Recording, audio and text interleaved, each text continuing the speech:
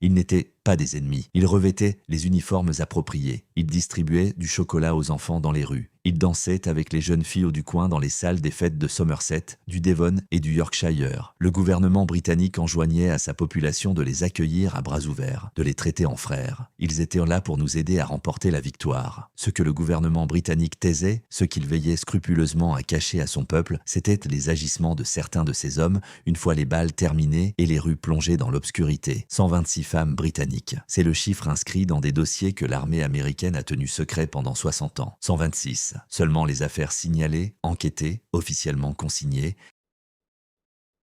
Le nombre réel, celles qui se sont murées dans le silence, conscientes que le mutisme valait mieux que la parole, que le système censé les protéger arbitrerait sur la recevabilité des faits, n'a jamais été recensé. Ces dossiers ne contenaient pas seulement un relevé d'infraction, mais la trace d'une décision prise au sommet des deux gouvernements, américain et britannique, pour sauvegarder un récit, celui des libérateurs, de la plus grande génération, le récit que les deux pays voulaient imposer au monde, car l'alternative aurait été intolérable pour l'opinion publique. Ces archives n'ont été déclassifiées qu'en 2006, non par un choix de transparence, mais parce que 60 ans s'étaient écoulés et que les responsables des choix avaient disparu. Un homme avait passé 15 ans à tenter d'y accéder avant leur ouverture, un sociologue originaire du Kentucky. Il savait que le silence en lui-même constituait l'essentiel de l'histoire.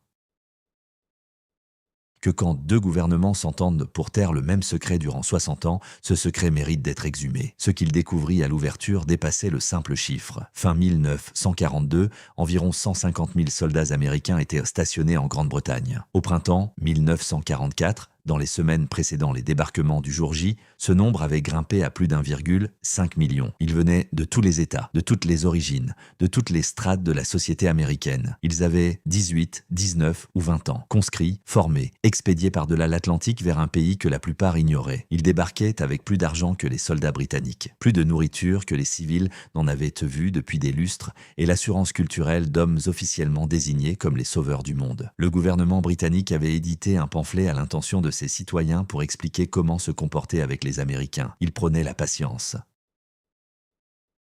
Il soulignait que ces derniers parlaient lourd fort, dépensaient sans compter et n'étaient pas habitués à la retenue britannique. Il estimait que toute friction méritait d'être supportée au nom de l'Alliance. Rien n'avait été prévu pour ce qui suivit. Le premier cas de viol impliquant un soldat américain en Angleterre fut enregistré en 1942. La victime était une Britannique. L'accusé, un Indien noir américain. L'affaire fut jugée par un tribunal militaire américain, conformément au Visiting Forces Act of 1942, qui soumettait tout délit commis par un militaire américain sur sol britannique à la justice militaire des États-Unis, et non au droit britannique. Les tribunaux britanniques n'avaient pas compétence. La police britannique n'avait pas d'autorité. En cas d'infraction d'un soldat américain contre un citoyen britannique, le gouvernement britannique pouvait assister aux audiences. Il ne pouvait pas les diriger. Cet accord paraissait sensé au moment de sa négociation.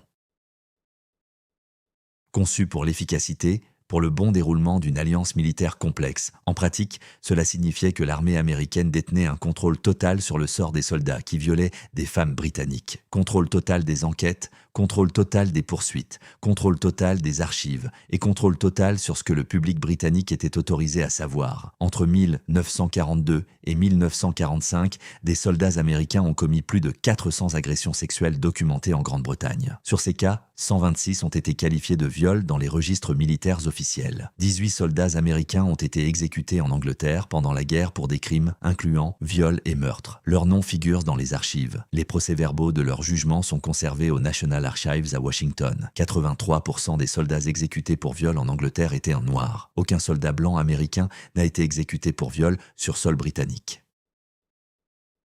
Cela ne relevait pas d'un hasard démographique, ni d'une surreprésentation dans les infractions. C'était le reflet des choix de l'armée américaine en matière de poursuite, de leur vigueur, des critères de preuve appliqués et des résultats obtenus. L'armée américaine avait importé sa ségrégation par-delà l'Atlantique. Le même système qui confinait les soldats noirs dans des unités distinctes, des installations séparées et des traitements différenciés aux États-Unis fonctionnait de manière identique en Grande-Bretagne. Dès qu'un crime était dénoncé, l'enquête qui s'ensuivait dépendait presque exclusivement de la race de l'accusé.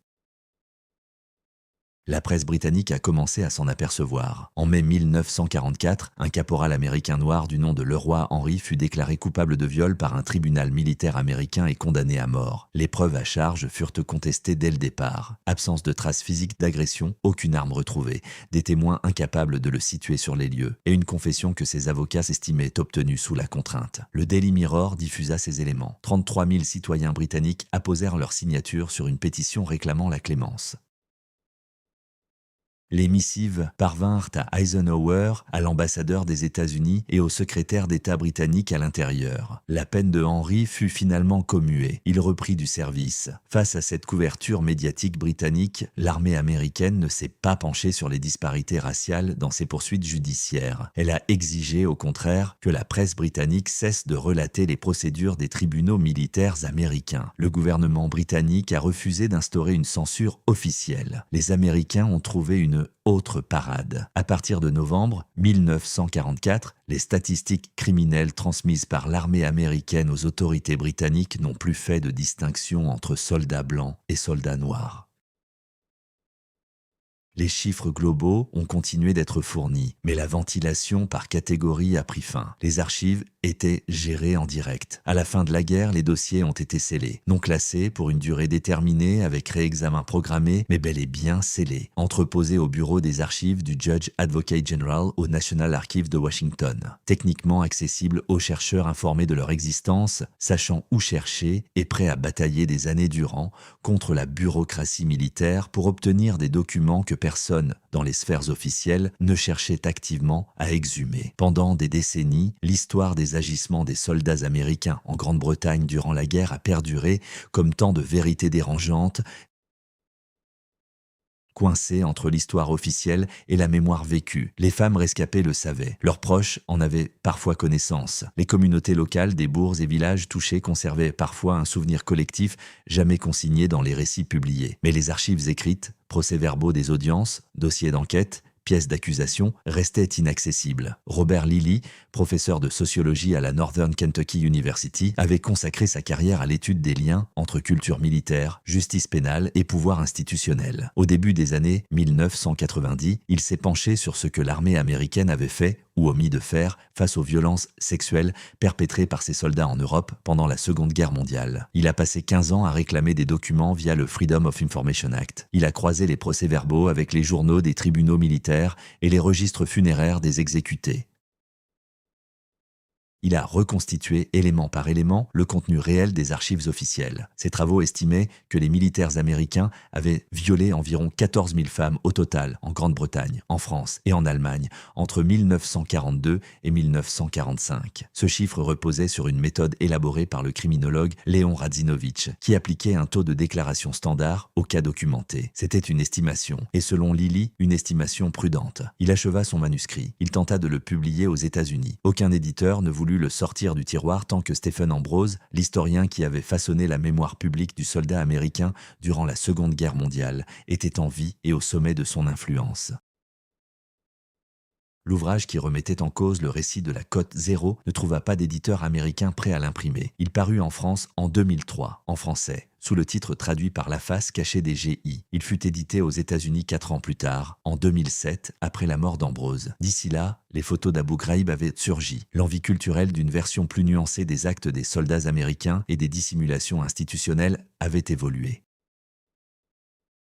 Les dossiers de guerre furent déclassifiés en 2006, un an avant que le livre n'atteigne les lecteurs américains. Ces documents confirmèrent ce que Lilly avait défendu pendant 15 ans. Les crimes avaient eu lieu à grande échelle. Les poursuites étaient racialement discriminatoires de manière systématique et non fortuite. La gestion de l'enregistrement public avait été décidée sciemment au niveau du commandement, avec la complicité du gouvernement britannique, qui avait privilégié l'entretien de l'alliance au détriment des femmes pour lesquelles il aurait pu agir autrement. 126 cas documentés en Angleterre. Le vrai chiffre, non recensé, non comptabilisé, porté par des femmes qui savaient intuitivement qu'aucun système ne viendrait à leur secours. Ce nombre demeure inconnu. Les dossiers sont ouverts aujourd'hui. Les procès-verbaux des procès sont consultables. Les noms des hommes exécutés figurent dans les archives. Ceux des femmes, non.